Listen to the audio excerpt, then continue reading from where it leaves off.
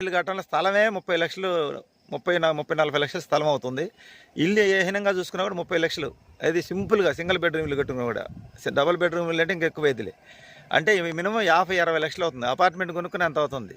వీడు ఉద్యోగంలో అప్పు తీసుకొని అపార్ట్మెంట్ కొట్టుకుంటే వీడి జీవితం అంతా ఈఎంఐలు కట్టినా సరిపోయింది. ఇంకా అనారోగ్య సమస్యలు వస్తే పిల్లలకు కానీ చదువులు కానీ ఎక్కడ చదివిస్తాడు? దీని అంతటి కారణం ఏంటంటే ఎక్కువ చదివించడం వల్ల కూడా తెలివితేటలు పెరగడం వల్ల కూడా పిల్లకాయలకి ఎల్లకాలం మా చిన్నప్పటి నుంచి పడిన బాధలు ఇప్పుడు కూడా పడాలా, ఉద్యోగం వచ్చిన తర్వాత కూడా కొంచెం హాయిగా ప్రశాంతంగా బతకాలని వాళ్ళు కొన్ని రోజులు ఎంజాయ్ చేయడం వల్ల ఈ ఎంజాయ్ చేసి ఆలోచన చేసే లోపల అంతా అయిపోయి ఉంటుంది. వయసు పెరిగిపోయి ఉంటుంది.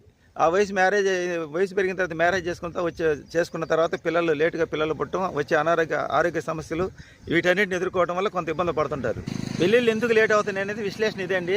అమ్మాయిలు అబ్బాయిలు కూడా పెళ్లికి ముందు ప్రేమించి పెళ్లి చేసుకున్నప్పుడు కూడా ఏమవుతుందంటే ప్రేమించేటప్పుడు ఈ కుటుంబ ఖర్చులు వాళ్ళకి తెలియదు. ఎందుకంటే వీడు ఒక్కడే కాబట్టి వీడు సంపాదించుకుంటే